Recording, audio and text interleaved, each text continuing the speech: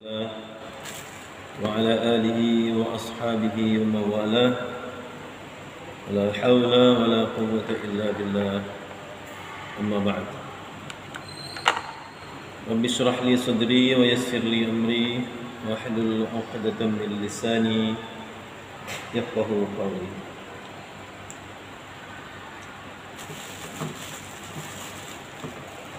Hadirin jamaah salat maghrib, baik yang masih berada di ruangan utama masjid ataupun berada di tempat lain, rahimakumullah. Alhamdulillah, mari kita senantiasa bersyukur kehadirat Allah Subhanahu wa taala atas segala limpahan karunia-Nya kepada kita, bahwasanya di senja hari ini, Selasa malam Rabu, kita bisa menghadiri rangkaian ibadah maghrib di dalam keadaan sehat walafiat adalah bagian dari anugerah Allah yang harus senantiasa kita syukuri. Terlebih ketika berita wabah sudah mulai melandai dan kini menghangat kembali. Ya Pak, ya, hangat kembali Pak beritanya. Tapi gimana Pak? Rasa kita sama nggak dengan waktu pertama kita menghadapi di awal-awal wabah ini? Sudah berbeda ya Pak? Sudah berbeda. Nah itu adalah imunitas. Jadi kita semakin imun.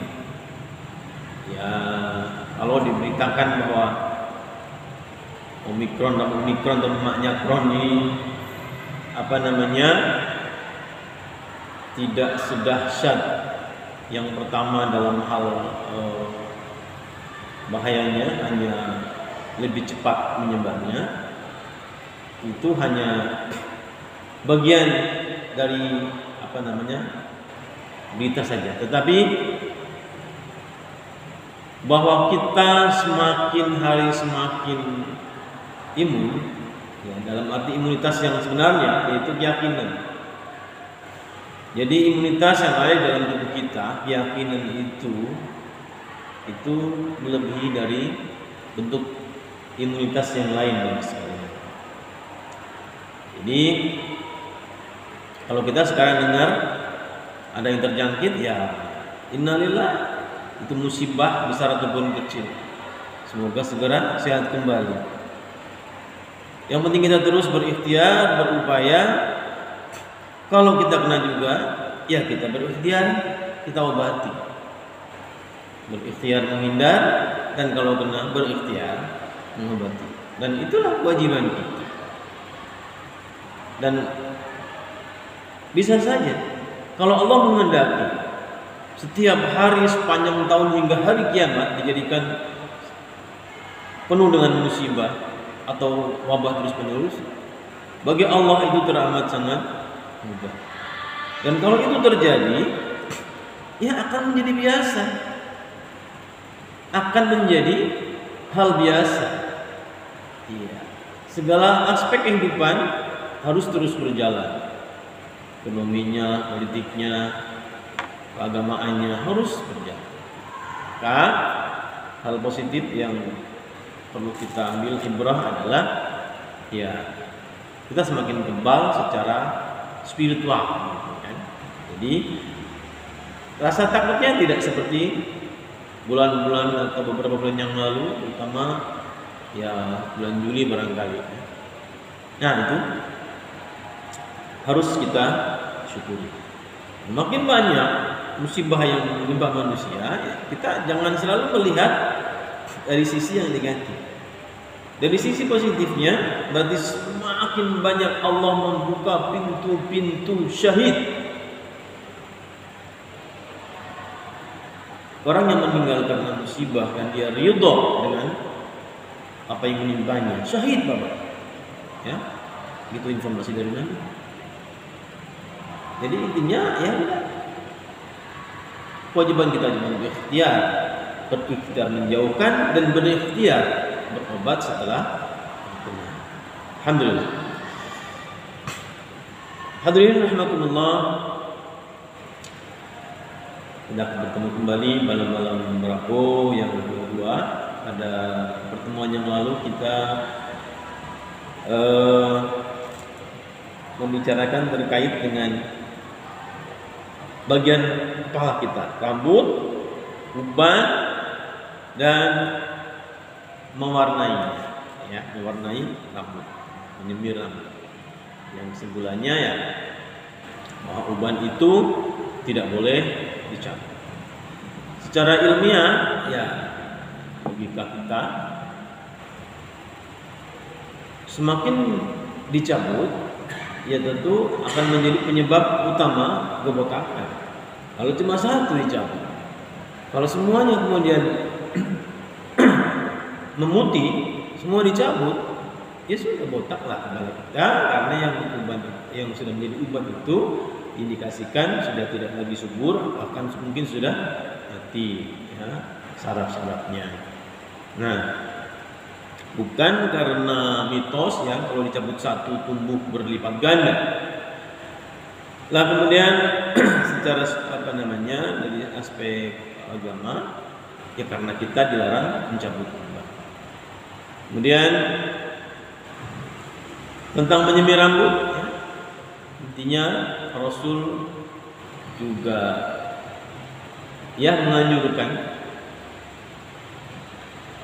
menyemir rambut yang sudah berwarna yang berbeda dari aslinya. Kalau aslinya rambut kita hitam atau putih, nah saat itu Rasul bersabda, "Ghayyiru hadza wajtanibus sawad." Begitu. Rubahlah warnanya rambut ini, wajtanibus sawad, dan hindari warna hitam. Jadi kita boleh mewarnai, menyemir rambut kita yang sudah berganti warna, tetapi jangan dengan warna aslinya, diantaranya adalah warna hitam. Nah, yang ini tidak perlu dipertanyakan kenapa. Yes. Gimana implementasinya ya terserah saja. Kalau di lingkungan kita mewarnai rambut itu hal yang biasa-biasa saja, ya silakan saja. Karena sekali diwarnai kan tidak bisa suatu hari hilang. Maka yang menjadi pertimbangan adalah budaya di kampung kita seperti apa. Loh, kenapa kita mau menegakkan syariat harus mempertimbangkan budaya? Hal-hal terkait dengan fisik seperti ini ya sifatnya ya itu bukan termasuk yang syariat. Itu kalau kita mau mengikuti karena mengikuti Nabi, itu boleh-boleh saja. Nah, seperti juga ya walaupun ini tentu diperdebatkan ya. Kalau kita mengikuti semua yang dilakukan Nabi ya, sampai Nabi tidak suka makan ini yang itu karena selera ya. Enggak suka makan ini karena selera, padahal sahabat juga makan. Kita mengikuti silakan saja, tapi luruskan niat bahwa betul-betul mau beriktibar. Ya. Insya Allah tentu saja akan menjadi pahala ya, menjadi ibadah. Nah, kita kemudian masih terkait dengan di bagian kepala atau bagian di mata kita sekarang. Bagian mata kita biasa diberikan kalau kita boleh katakan hiasan ya dengan sipal, celak atau ya kuhel. Nah ini juga menjadi perbincangan dalam Islam. Ada beberapa hadis dalam bab ini, bab ke-7 tentang bercelak ya. Saya akan bacakan semuanya, kemudian nanti akan kita mungkin bukan hal-hal yang terkait.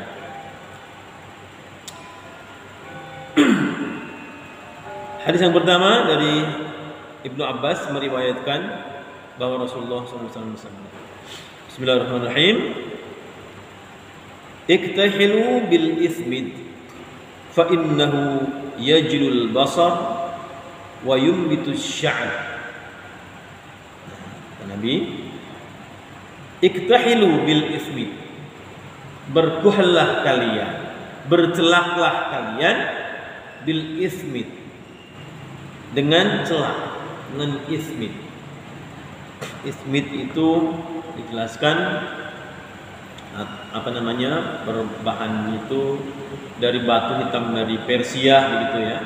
Pokoknya salah satu bahan kuhal ya, bahan celak itu adalah dari ismid, batu hitam dari Persia. Nah, apakah di kita ada? Ya kita tinggal searching saja ya. Celak ismid itu ada atau tidak. Tentu saja pada akhirnya tidak membatasi harus dengan ismid itu.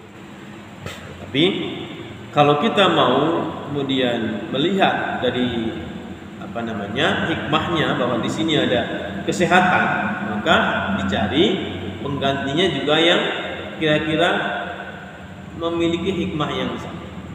Nah, fa innahu yajlul basar, kata Nabi, karena ia bisa memperjelas pandangan mata. Ya, berarti bicaranya terkait dengan pengobatan. Wa yumbitu sya'ar, dan dapat menumbuhkan rambut. Nah, dua, menajamkan pandangan mata, menumbuhkan rambut. Nah, ini yang termasuk ke dalam bab at-tib an-nabawi ya, pengobatan nabawi, pengobatan Nabi. Nah, kemudian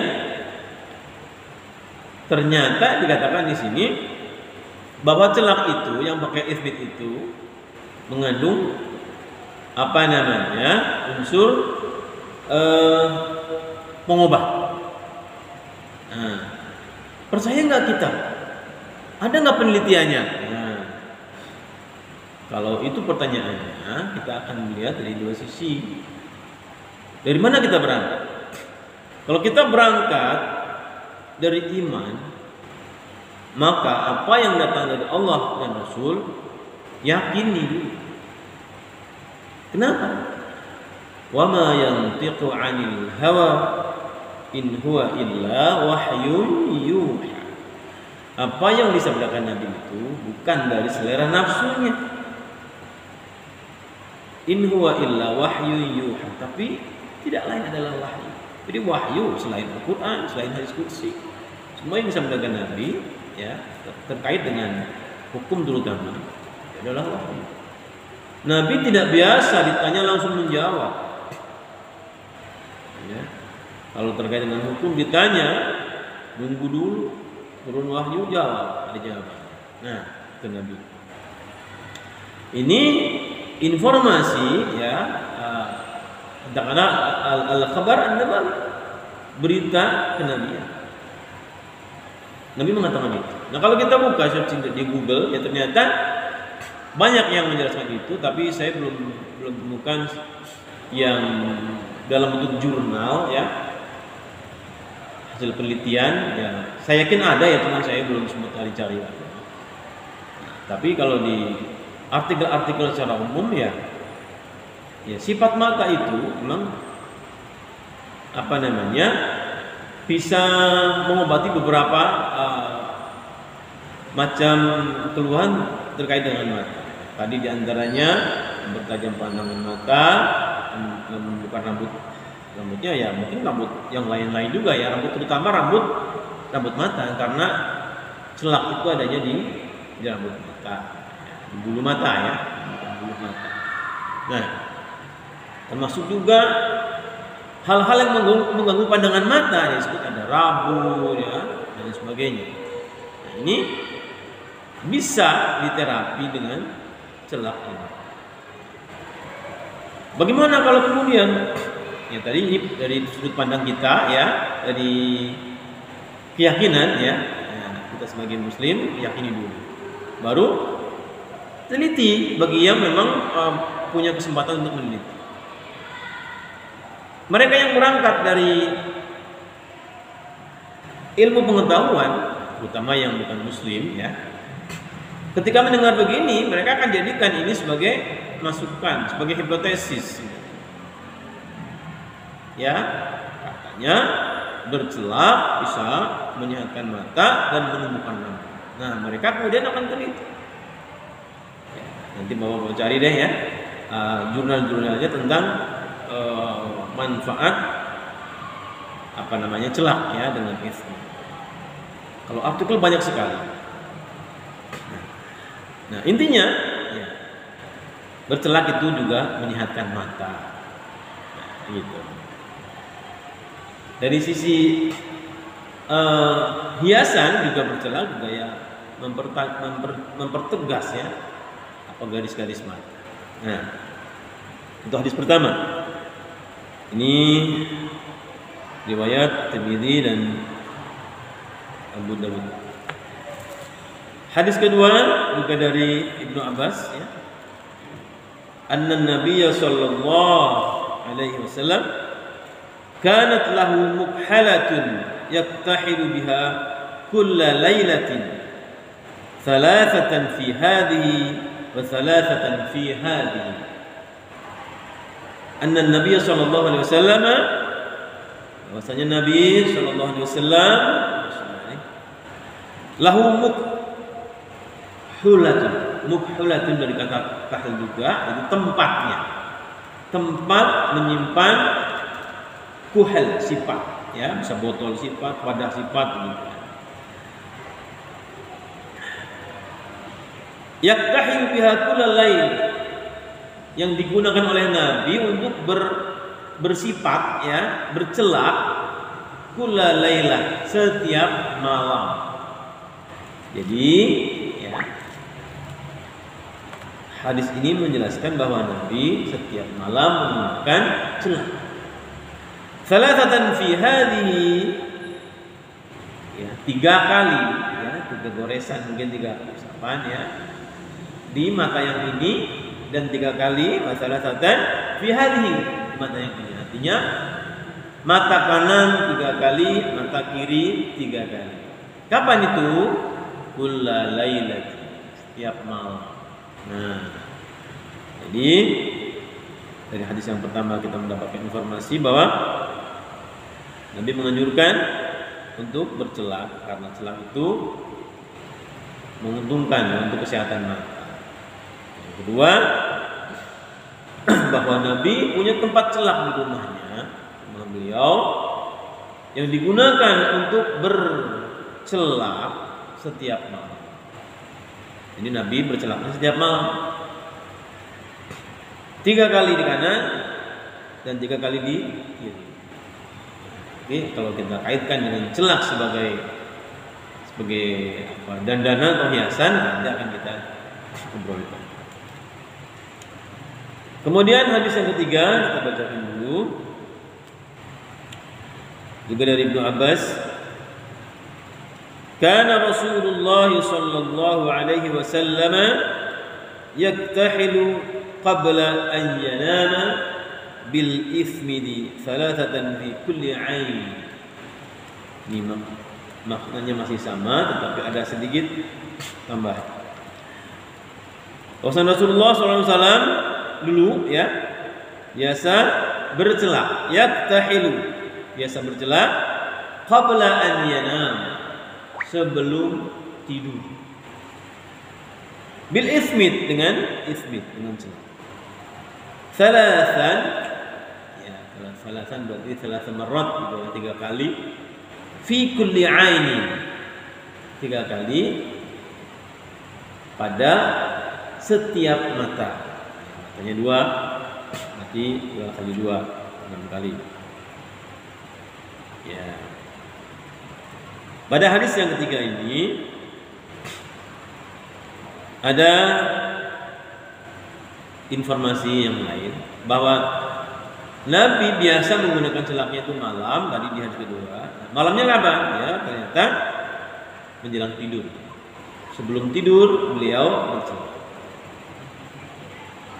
Sama 3 kali. Ya. Oke. Kemudian hadis berikutnya dari Yazid bin Harun. Inna Nabiyya sallallahu alaihi wasallam kanat lahu mukhulatun yaktahilu minha, yang tadi pertama biha, ini minha, 'inda an-naumi thalathan fi kulli 'ain. Masih sama. Sesungguhnya Nabi SAW punya tempat celak, yaktahilu minha, ya, yang biasa beliau bercelak darinya, 'inda an-naum, yang tadi qabla naum, sebelum tidur, yang ini 'inda naum, ya samalah. Bisa katakan menjelang tidur, ya. Ada lagi kubailah, ya, yang menjelang, ya. Ya, setiap kali, ya, hendak tidur. Thalathan fi kulli 'aini, 3 kali pada masing-masing mata beliau. Ini hadis riwayat Tirmidzi. Hadis berikutnya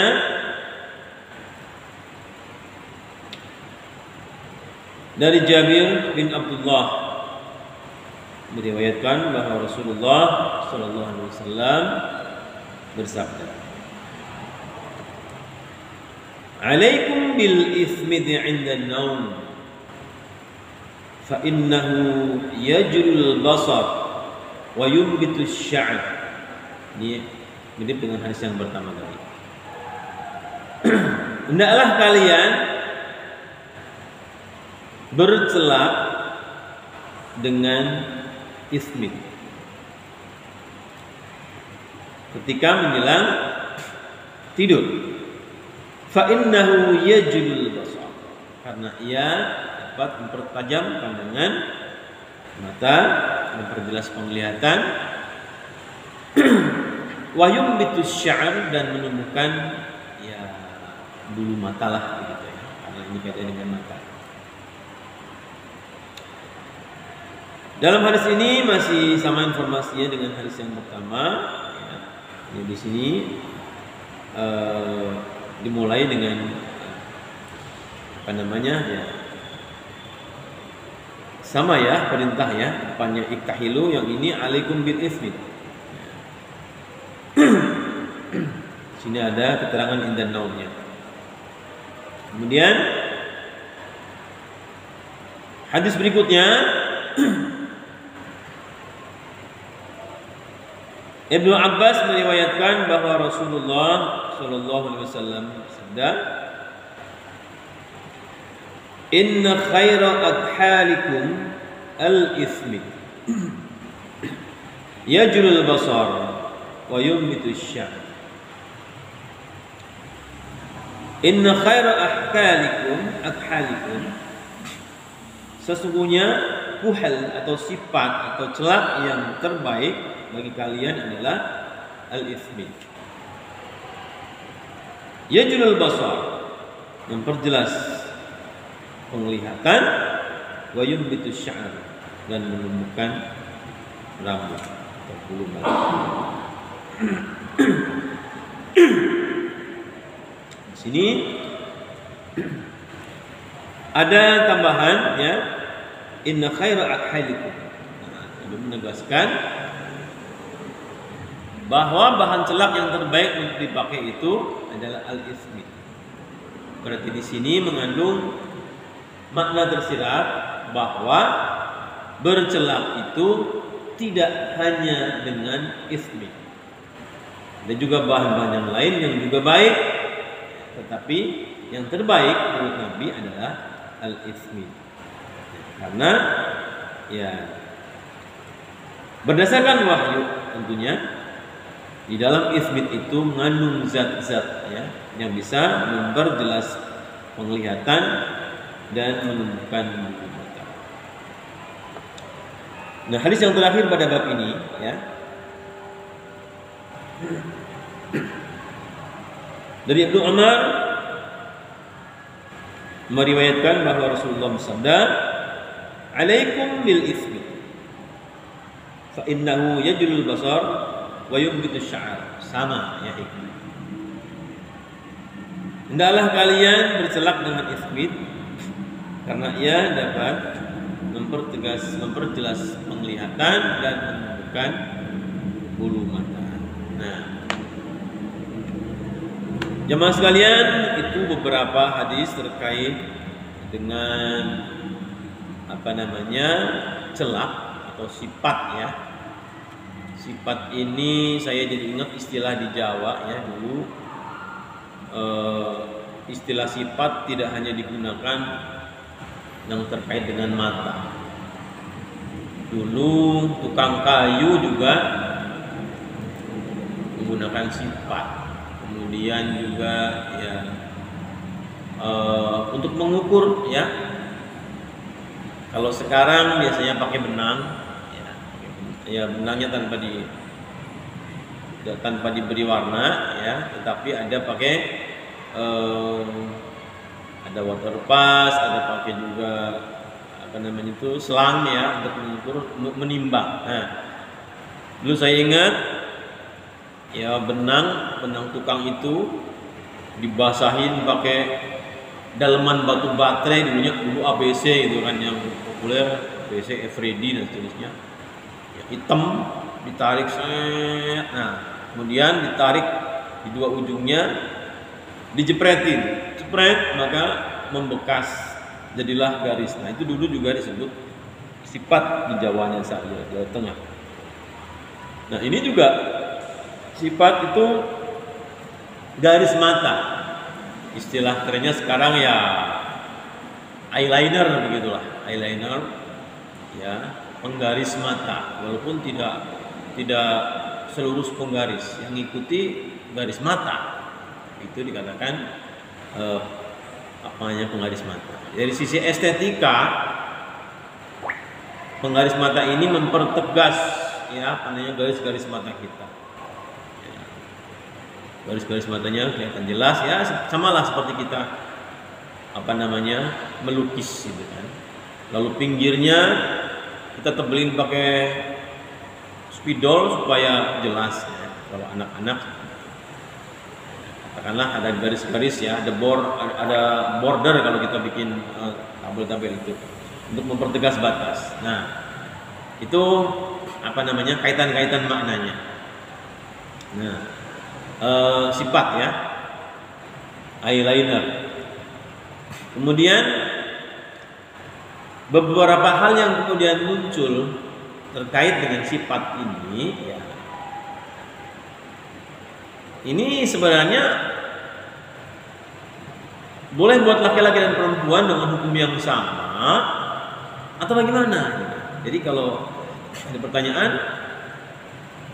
bolehkah ya perempuan memakai sifat? Bahkan ada pertanyaan, bolehkah laki-laki memakai sifat? Walaupun dalam hadis-hadisnya adalah Nabi mencontohkan pakai sifat. Karena perkembangannya adalah untuk apanya itu. Itu yang bikin kemudian banyak ulama berpolemik. Jadi terkait dengan hukum sifat ini banyak perbedaan pandangan. Jadi bagaimana kalau yang laki-laki dan bagaimana kalau yang perempuan? Saya tadi sempat sempat buka.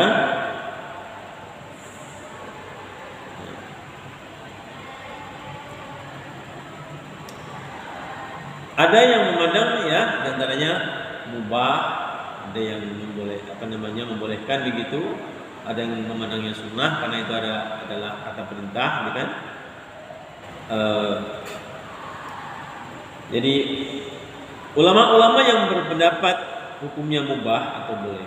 Mereka mengatakan bahwa hukum asal mengenakan celak mata bagi laki-laki memang hanya sebatas boleh. Nah, jadi Nabi tadi dalam beberapa hadis menggunakan kata perintah. Kenapa kok ulama tidak mewajibkan? Ya di sini kita perlu juga garis bawahi Bapak Ibu sekalian berjamaah bahwa tidak setiap perintah itu bermakna wajib, mengandung perintah yang wajib. Jadi al-aslu fil amri ya wujud. Pada dasarnya perintah itu menunjukkan wajib. Tapi di sini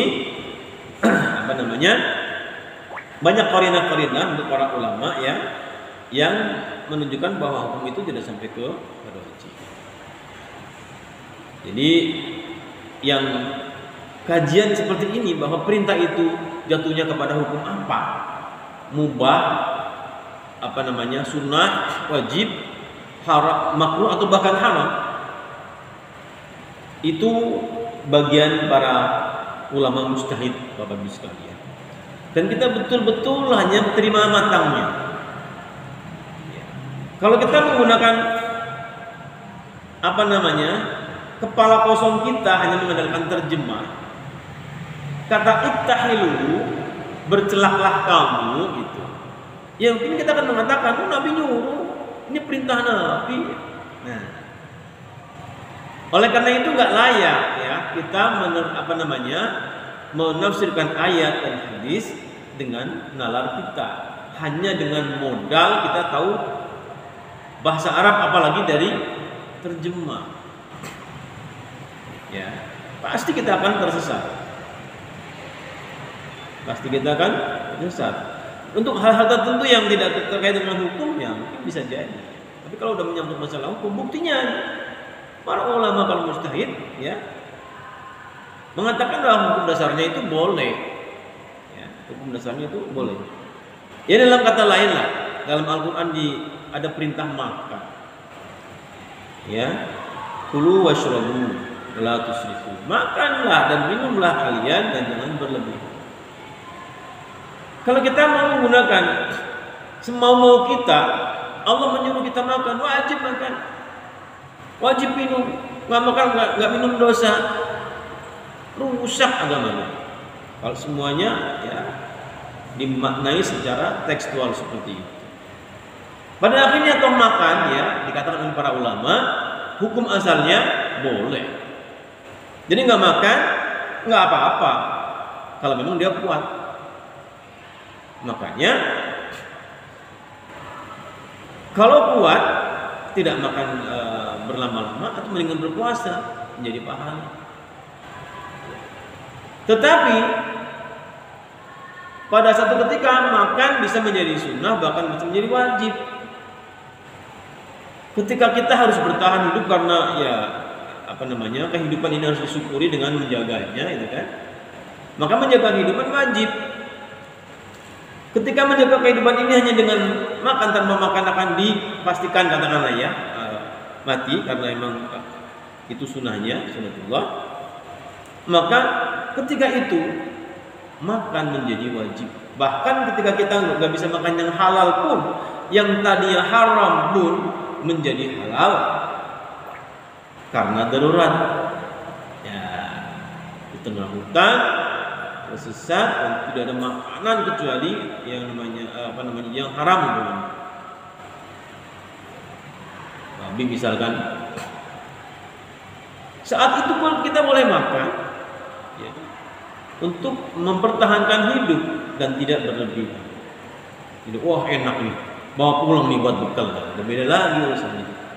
Dalam kondisi normal itu haram. Di dalam kondisi tidak normal, makanya tadi makan pun diperintahkan dengan tegas, kulu washrabu, makan dan minumlah. Tapi ternyata setelah dikorek-korek oleh para ulama, dicari maksudnya, ternyata hanya sampai pada hukum asalnya adalah mubah. Repot juga kan kalau kemudian wajib, apalagi diukur wajibnya harus sekian. piringnya. Ya itu. Jadi tidak bisa kita memahami pada umumnya ayat dan hadis secara tekstual, karena kita akan mencari tahu kehendak yang berbicara, gitu kan? Ayat berarti kehendak Allah. Yang terdekat adalah orang-orang yang mengetahui ilmu-ilmu Allah tentunya. Ya, baik ilmu secara yang ada di kepala ataupun yang ada di hati, ya, kedekatannya dengan Allah dan sebagainya. Nah, sama bercelak ini ada beberapa hadis menggunakan kata perintah, iktahilu alaikum bil kuhal, ya, bil iktihal. Nah, tapi tidak sampai kepada hukum perintah yang bahkan sunnah, ya. Bisa menjadi sunnah, ya. Maka ada yang mengatakan hukum awalnya adalah boleh, ya. Dan dia bisa akan berkembang sampai kepada haram. Saya bacakan beberapa hal yang saya sebut cari tadi. Tidak ada dalil yang kuat yang mengangkat kebolehan mengenakan celak mata sampai menjadi sunnah. Ya, kalau kita memutuskan tingkatan dalil itu, adanya bukan di ayat dan hadis, Bapak. Adanya di kitab para ulama. Karena Allah dan Rasul bentuknya hanya perintah, larangan, perintah, larangan, perintah, larangan. Kalau setiap perintah diartikan wajib dan setiap larangan diartikan haram, itu tadi, ya, kacau. Nah, dari hadis-hadis terkait, jadi di luar hadis ini juga masih banyak hadis tentang masalah sifat, ya. Anjuran mengenakan celak mata untuk berobat juga dipahami bahwa hanya sekedar boleh. Nah, jadi ya, kita menggunakan celak mata dengan apa namanya, motivasi obat, insya Allah sudah dapat, ya, kesunahan juga. Artinya dapat, katakanlah, ya, sunnah dalam arti perbuatan nabi lah begitu, ya, mustahab gitu, tidak kita sudah dapat pahala. Karena Nabi tegas-tegas mengatakan manfaatnya di situ. Itu bisa menyenangkan mata. Nah, jadi juga dipahami bahwa boleh menggunakan untuk keperluan lain. Di sisi lain, ulama-ulama yang memandang makruh mengenakan celak mata, tidak ada juga yang mengatakan menggunakan celak tadi makruh. Bagi laki-laki, ya, berpegang kepada riwayat Abdullah bin Mas'ud, ya, bahwa Rasul tidak menyukai 10 hal. Ya. Ibnu Mas'ud menyebutkan, ya, diantaranya salah satunya adalah berhias yang bukan pada tempatnya, tabarruj, ya, bizina, ya, zina itu perhiasan, ya, zina itu perbuatan, kalau yang artinya perzinahan itu zina, ya. Nah, ketika bercelak itu untuk berhias, nah, berbeda lagi hukumnya. Ada yang mengatakan itu makruh dan bahkan ada yang mengatakan haram. Lalu pertanyaannya, emang nggak boleh, ya, kita berhias? Nah, itu jadi proporsional. Kalau berhias dalam arti berdandan, ya, berdandan itu bagian dari hias. Pakai baju yang bersih, yang harum, pakai celana yang rapi, ya, kancingnya tidak tinggi sebelah dan sebagainya. Itu tentu sesuatu dianjurkan, ya, karena banyak tinjauannya. Di antaranya adalah kita menghargai orang lain dengan kita berpakaian. Kalau di Jawa bilang aji neng saliro gumantung soko buson, ya, apa namanya, badan kita dihargai karena pakaian kita. Kalau diri kita karena perilaku kita. Ajining diri kumantu sekolati. Diri kita, ya, diri dalam arti, ya, nafsi kita itu dihargai orang karena kelakuan kita. Jadi begitu cara memandang orang Jawa. Tetapi badan kita secara fisik, gitu kan, kalau diri tadi non fisiknya, itu dihargai ya tentu karena pakaiannya, bukan mewahnya, rapi. Karena pakaian rapi membuat orang lain merasa dihargai. Sama juga kita berpakaian compang-camping dalam arti yang norak, itu sama juga tidak menghargai. Makanya orang lain bisa marah karena kita menggunakan pakaian yang tidak sesuai, apalagi dalam dunia formal ya, di kantor dan lain sebagainya ada aturan-aturan terkait pakaian. Nah, dalam batas kita berpakaian berhias untuk seperti itu adalah kebaikan ya. Alhamdulillah, tetapi kita belum ya tuntas berbicara terkait ini, tapi mudah-mudahan nanti Bapak Ibu sekalian bisa memperluas ya wawasan terkait dengan bercelak, bolehkah untuk laki-laki, bolehkah untuk perempuan, bagaimana kalau perempuan.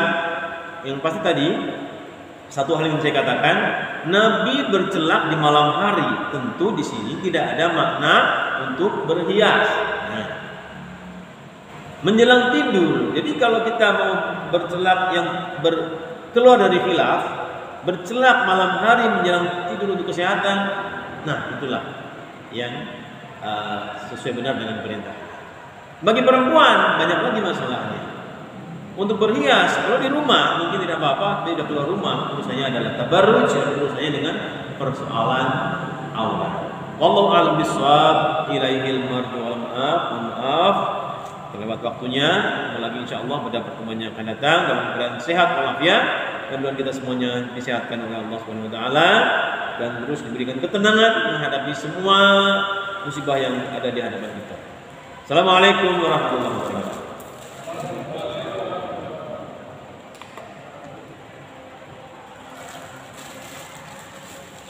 Silakan, Adin.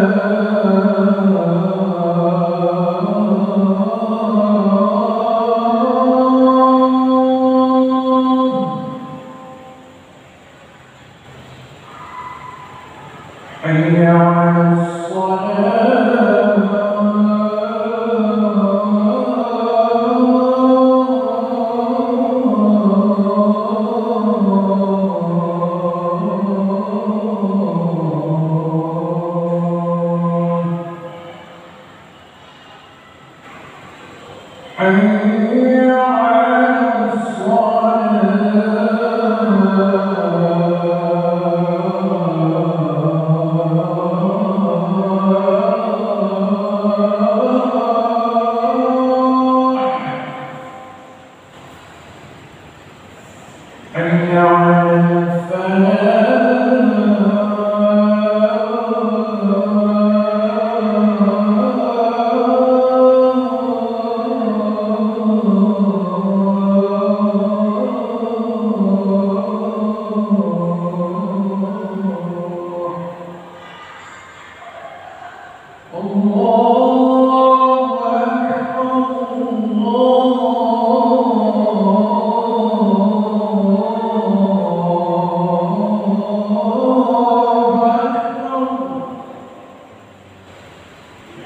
لا